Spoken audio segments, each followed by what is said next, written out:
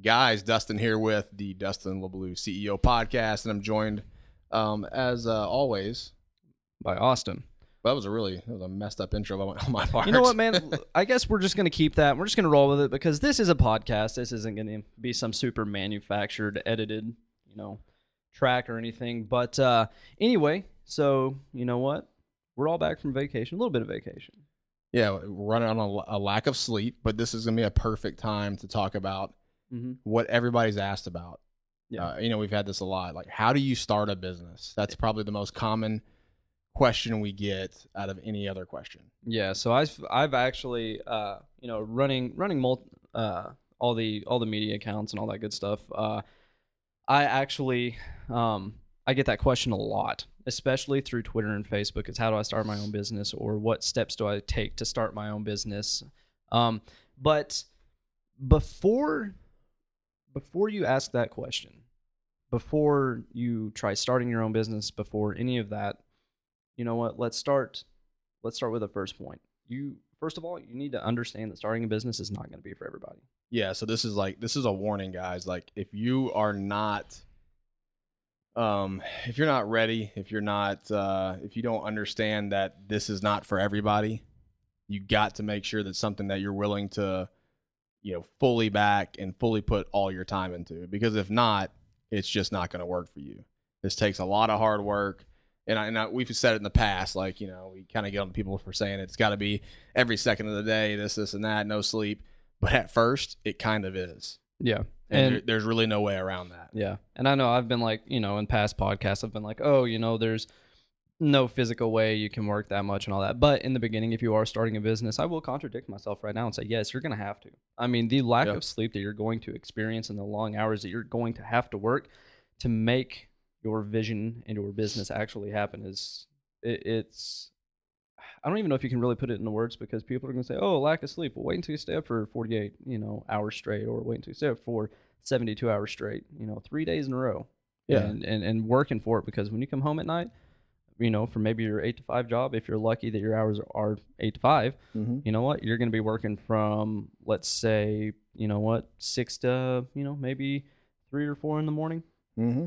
Yeah, and this is something that, not trying to scare you, but kind of am, because I've personally worked with so many people and helped them open businesses where, it was right there. Like, it's almost like an alley-oop. It's like, but I'm alley-ooping to not Shaq. you know what I'm saying? Like, that guy didn't even want to jump. You know what I'm saying? So it's like, if you're going to be like that, then don't even try this. Yeah. And I'm not trying to be rude. It's just a fact. Like, you've got to have some want to and really have to put in the time here. And with business, a lot of things come along with this. You got stress, because not only is it on your shoulders to make this thing succeed before you have people. Like, at first, you're starting off pretty much on your own. You might hire one person, but it's even rare in most cases. You got to worry about lawsuits. There's a lot of things involved in business that you have to be conscious of. So keep in mind, I think this is our kind of warning before we get into all of the rest of the stuff it takes to open a business. Exactly, guys. So, just make sure to heed that. Even myself, man, I've looked at, opening, a little business for my wife, for her to actually do it herself. And then once we sat down and, we kind of went over the majority of these points, not these exact points. It's kind of like, maybe, sit back and reevaluate and figure out if it's exactly something that you want to do, because this kind of ties into point number 2 is you have to do something that you enjoy, or, in the long run, you're either going to end up regretting what you're doing, or you're not going to have enough drive and passion to pursue the business that you're in. And ultimately it's just going to end in failure.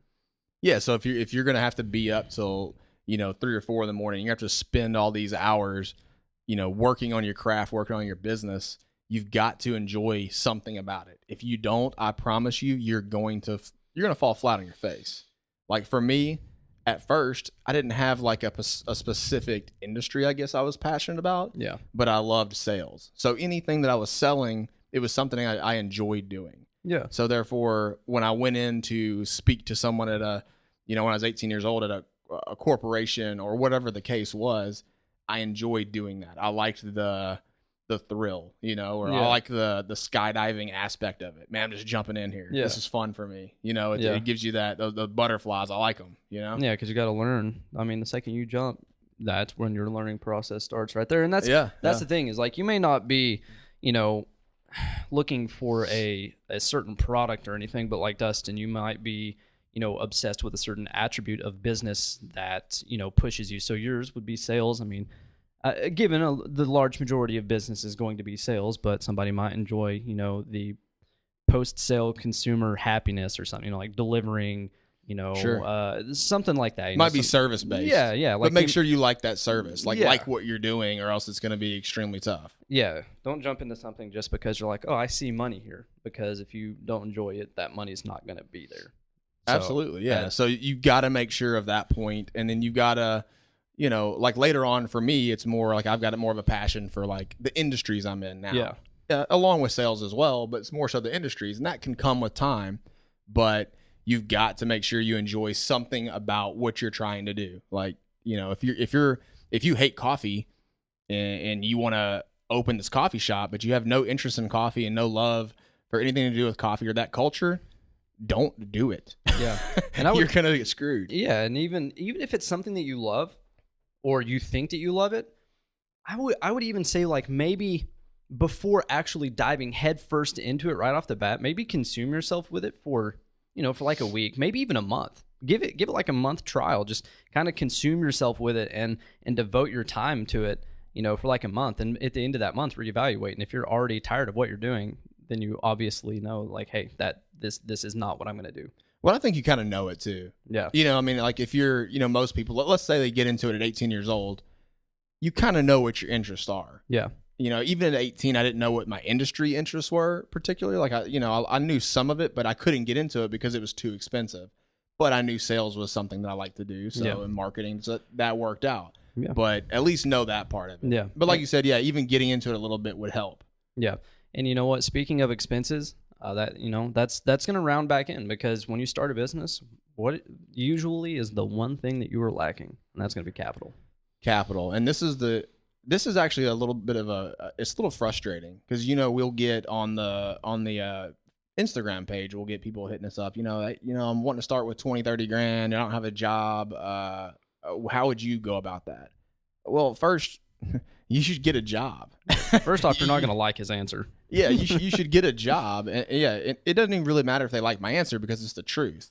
And that's something we've said we do from the beginning, is we're going to give you the truth, and that's what it is. And it's pretty much our truth, or my truth. But you're going to have a job. Like when I was starting, I had a full-time job, and I was also starting businesses. So that's what you kind of have to do, because you got to pay the bills, and you're not going to always have a big startup fund. Like I don't even remember when I started freaking like private equity firms and all this stuff like that. Everybody just thinks, hey, I'll go to a private equity firm, my idea is the best thing ever, and they're just going to drop $1 million in my pocket. It doesn't happen like that. Even if it does, you're probably going to give up 70-80% of your business. Yeah, you're selling the soul of your business. You're selling the soul of your business, which in most cases is going to be you. So if you if you talk to a private equity, they're going to usually invest in something they know they can make money on, right? Yeah. So I think for most of the listeners out there, we have a young audience. A very young audience. So I would say, which is great, which is awesome, because this is something that we can help with. I would say, my first business probably roughly cost me around $200. That's it. But it was more work because I had to travel a lot. So I put a lot of time into it. So time is money. So don't always look for that big, capital investment that you need to make. You might have to start in a different spot that you love, but it may not be ultimately where you want to be, but you got to make those small moves. So let's say $1,000, right? Yeah. How many things can you open with $1,000? Most of the people out there will say absolutely nothing. That is not correct. Nope.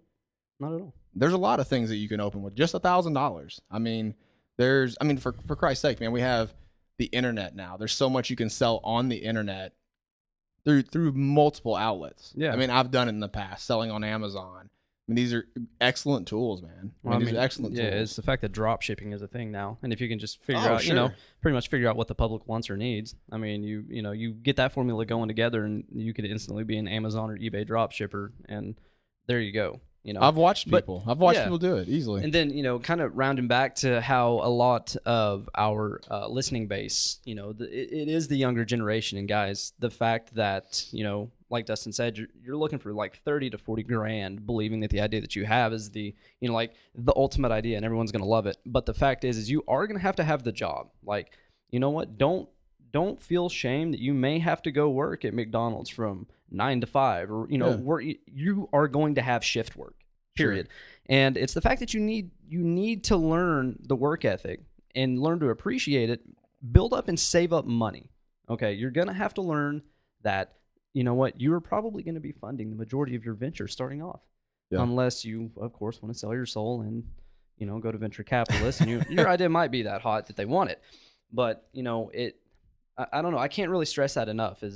For me, it's kind of like learning that work ethic in the beginning in order to transfer it to your own company, and at the same time learning how to save the money and correctly invest it to start the company.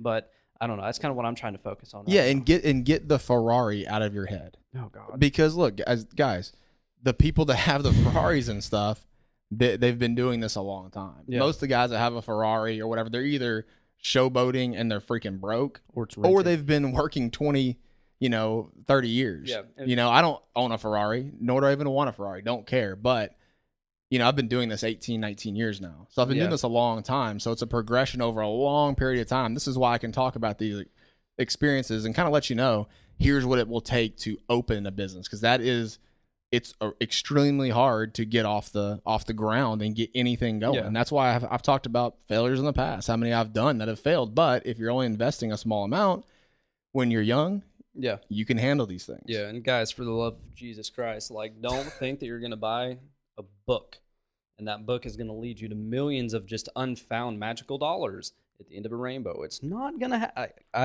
I get angry when I talk about this. I kind of have to censor myself while I'm speaking. You do, man. You really get angry about the book thing. I got to censor myself about it because I think I get more annoyed than anything because, you know what, somewhere along the train, a tracking pixel picked up on me looking through stuff on Facebook, and now everywhere I go, I see a few specific people. And it's like, hey, join in on this conversation now. I've got 5 spots left for my blah, blah, blah, blah, blah. Here's my giant house in the background with 18 Bugattis outside. And you know what? That's not real. That's a rented house. Those are probably rented cars. Yeah. I mean, and yeah. Well, that's it. And everybody's looking for like we said, it's the most commonly asked question, how to start a business. Usually if you're asking that question, I hate to say it, but it's not good on you. Because like we've talked about in the past, there's Google. There's so many things that you can do to learn. I didn't have Google and crap when I went, I started. I just had to just jump, man. Just go. Jump, man. Jordan, man. I love Jordan. But yeah, I mean, these books, these aren't magical tools to make you sell something. And that's why you're not going to see me with a book on how to do this. We're just giving you a podcast for free. Exactly. And guys, that's not to say that you won't find some knowledge in a book, but it's not something that someone else hasn't already, had. So don't be conned into that, please. We're trying to give you some real advice here and kind of dissuade you from going in that direction, because I see far too many people go down that road and then end up bitching about it. Oh, hey, I lost $1,000 to this person because they promised me that if I invested it into this program, I would be able to make $10,000. Oh my God. It doesn't happen. It doesn't happen. And everybody needs a mentor. It's good to have a mentor. It's a good thing, but you don't need a mentor that's going to ask you to spend $2,000 or $3,000, because in that situation, you're getting ripped off. And remember, you got to have your own, you can't have a lot of self-doubt if you're going to do a business. You got to be okay with jumping in and failing and losing, let's say the $200 or $1,000. Know that that's a possibility, but be okay with that. If you're not okay with that, do not start a business. Yeah, odds are, you know what? Let's be truthful. Odds are, in the beginning, you probably are going to lose money. That money that you worked so hard to save up, you are probably going to lose. What would you? I don't want to throw out a percentage because I don't want to sound dumb here, but it's the fact that you will make a mistake along the way that's going to cost you a little bit. And if you don't, congratulations, you've done something that we haven't done. Well, most businesses long-term, they fail anyway. Yeah. I mean, the most businesses fail. So you're going to do, what you're going to find is let's say you start with $1,000, right? You open dog care and you're grooming dogs or something. I don't know. That's my wife. Right. So you do that. Let's say you brought in $3,000 the first month. You're working it from home. Well, that money's going to go back into investing into your business because you got to grow that business, and that's what a lot of people do not understand. Yeah. They think, okay, you hear somebody that does $500,000 in a month, like, oh, that person's rich. No, because they're constantly investing in their craft. Yeah, and that's one thing, man. That's like the spot on, most perfect example for me to go off of because, for one, my wife, she has her own dog grooming business. We had a building built for it. And, within the first few months, she has a really solid clientele base due to the fact that she's good at what she does. But she's offering a service. Yeah, and she starts making, pretty decent money with it. But then when it comes to that time of the month, we have a building that was, it was built. That sounds goofy. But, what she didn't calculate for, given she is young, what she didn't calculate for was, one, the payment. So you have to reinvest back into that building because it doesn't pay for itself. And then, two, the expense that it cost to actually run that business. So, I mean, your blades are only good for so many times, and then those aren't cheap. And then on top of that, going back into it and investing in the marketing because you want your clientele base to grow. And regular Facebook shares and all that can only go so far. Sure. You want people from other communities to drive to you. And a lot of people don't want to take that money to reinvest. And at the end of the month, cool, you made $3,000. How much is actually in your pocket at that Absolutely. time? And don't get discouraged by it, which was my biggest tip to her. Don't let that discourage you. You're doing good. Yeah, that's how it works. I mean, it's reinvesting, and it's kind of like when people play the stock market, they always want to get rich quick. That's not what you're doing here. Like it's a start of your business, and that's what we're primarily going to talk about today. We're not going to get into every little intricate detail of the business, but we're going to give you the key factors of why you should start a business and how to. Now, from there, we can get on a little deeper into some later podcasts, but really, I mean, you've got to, first off, if you're a pansy and you can't work and you don't have some kind of love for what you're doing, do not open a business. Yep, no sugar. Again, do not open a business if you can't do that. If you're hanging with mommy and daddy and you bank off them, don't open a business because you don't know what the hell you're doing and you're not going to have any work ethic, it sounds like. I'm probably putting people in a box there, but I'm talking about, the people I'm talking about. Oh yeah. Everybody knows those people. And it's like, I guess understand you're not going to get that $1 million thing right off the bat, that $1 million investment, or banks aren't just giving everybody money right now. Yeah. Like that's not going to be something that, you're going to go, hey, I have $1 million idea. Everybody's got ideas, man. Yeah. Everybody has got ideas. Yeah.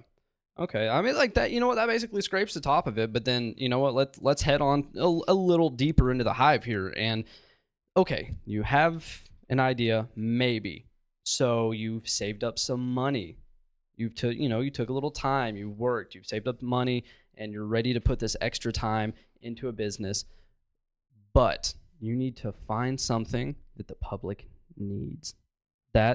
Remember those words. Find something the public needs. And that could be a service, could be a product. It could be all types of things. But you need to be conscious of where, I'm going to use the word market here, where the U.S. market, but also the global market is. So if you're going to start something online, you can't just look at the United States of America. If you're in America, you cannot just look at that. You got to look overall. Like, where would my product fit? Where would, if it's local, where would the service fit? Whatever, find that area that is going to interest somebody out there. Because if you have some, I've just seen so many dumb ideas, and I hate to say they're dumb, but they don't fit anywhere. They're almost something that would be used in the 80s. It's like, why would you bring that out now? It doesn't make sense. Yeah. Or, like if you're going to find something that, the public needs, I even, I don't want to, I hate saying it because it's going to sound like I'm saying copy somebody's product. It's not copying somebody's product, but if you look now, a vast majority of products that you see are simply reworked in better variants of their predecessors. And I'm so against that stuff, but and that's what I'm trying to get across is like, if you have an original idea for something that the public needs, run with it. Try not to be that person that simply copies and reworks something. I mean, even, you know what, that works, but I guess this is kind of like a biased opinion, but I feel like the original idea would be far, I don't know, I guess far better, you know, because you're not going to run into lawsuit issues necessarily with that. I mean, you could. There's certain people like, oh, hey, you used one of my words, I'm going to sue you. And it's a lot. And just to be honest here, it's a lot easier when you have an original idea later, when you gain some capital to protect that idea. It's just hard at first because you just don't have the money to really work with. So let's say you have that idea and maybe you want to do that 5 years from now, right? Yep. Or whatever. But you have little inner workings that you can kind of put into play now with $1,000, right? Yeah. That's kind of where you want to go. Yeah. And, you know, I don't know. I guess the reason I kind of brought that up was it was like Amazon. And I think that's like, for me, like the biggest aggregator for having a problem with that, because I go for a specific product and then suddenly here's every competitor, and every competitor, one, looks identical. The label looks almost identical. Of course. The product looks literally, the only thing different is their logo. And it's just like... Hey, I'm going to stop right there. Hold on. So what you're explaining right now, listen up to this. What Austin's saying, these are short-term money makers. Most of what you're saying right now, these are guys that'll copy, and they'll be gone in a year. And I see it every day, man. Like, if you have an original idea, you're looking long-term. Yep. And it's hard at 20 years old to look the long-term, but you got to look long-term. When I say long-term, 15, 20 years at that point. Yeah. You know, and that seems very long when somebody's 20 years old, you know? Yeah. But these guys that are just copying something, they're trying to make money quick on Amazon. That's it. But also Amazon, just speaking of Amazon, is a really good point to bring up. Obviously, they're huge. They didn't start huge. They started as a bookstore, but look how they've adapted as their business. This is a really good example. So they started with books. Now it's almost more of a service base because they know nobody wants to go out shopping. It's so convenient. They're working off of convenience. Yeah. So, like, I buy a lot off Amazon. Why? Because it's so convenient. I'll even pay more. They just bought Whole Foods. So this, even though it's a massive business, is a really good example of what we're talking about, because they started in this really unique, like, just kind of small area, but look what it's came to. Exactly, which is like you said, it's like, okay, so down the road you have that $1,000 here and there, and you can reinvest it back in certain aspects of your business and make it grow. And that, you know what, man, that might have should have been a point we had about the long-term and short-term you know, like ideas for like starting a business. Like, if you're in it just for the immediate money, know that like within a year you're probably going to be done. And not only that, but if you're directly copying somebody, boy, oh boy, are the lawsuit issues going to be there. Yes. And not only that, but you're going to have brand trolls from the other brands. They're going to do nothing but just bash you. And that in itself can just tank your business. There tanks the money that you saved up. So go with the original idea. I guess that's where that's going to tie into. And it's not like being in an industry itself is not copying. I guess what I was thinking you were talking about was like just taking a product and just like ripping that look off and everything like that. You know what I'm saying? Like you'll see like okay, on Amazon, fake Yeezys or something. Right. Yeah. So people that's obviously a short-term thing, because now Nike has this deal with Amazon and Adidas is going to follow and all that kind of stuff's going to happen to where you're not going to have any business. So that was a short-term effort to make a little money. Well, what's your next step? You ain't got one. You got to have your next step. So even though you're starting small, you got to be able to see a little bit into the future. You can't just be thinking short-term like 6 months. And then what the hell are you going to do then? Like you make a little money, then you're done. I mean, that doesn't work. Yeah. I don't know. I don't know, man. A lot of my, I have to call it my generation because I am only 23. A lot of my generation thinks that way. A lot of them want that quick fix of cash and just thinking, you know, like, oh, hey, I'm going to make this, you know, 100,000 here maybe, and I'm going to run with it. But then after it's all said and done, that money's not all there. Well, not to say that you can't just make it big. Obviously, you can. I mean, like Zuckerberg, a lot of guys make it big in the tech world. That's what happens. You have a great idea. Well, it's probably it may work at some point, you know. But the point is, there's lots of good ideas that you think are good ideas that don't work out, you know. So be, you know, I guess conscious of that, but don't get discouraged if you have to take a small step at first to make this happen long term. Yeah. So I don't know, man. I think that pretty much you know, I don't want to leave anything out, you know, specific, But I feel like we've scraped the majority of the top part of this on like what, you know, like if you want to open a business. I think really the point of this one was, you know, how to start a business. Here's some things to think about in starting a business, because I get the feeling that most people, they just think it's really simple and really easy to do. And it can be simple as long as you understand what comes along with it. Like we said, risk, lack of sleep, having a job to make your own capital. Don't just rely on others. Know that there's a lot of stress that's gonna be along with it. Do something you love. These are just like kind of key components to starting a business and then operating that business going forward, to then adapt to bigger things. Yeah. And you know what? For those of you that want to say, oh, I've heard these points before, blah, blah, blah, blah, blah. You know what? There's a reason that as a business owner and an entrepreneur, there's a reason that Dustin is like reiterating these key points. And it's because even though you may have heard something similar before, it's the fact that it's the truth.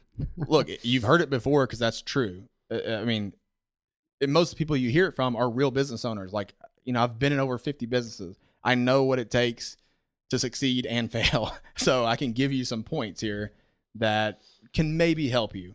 But at the end of the day, if you don't have it in yourself, it's not going to work. Yeah.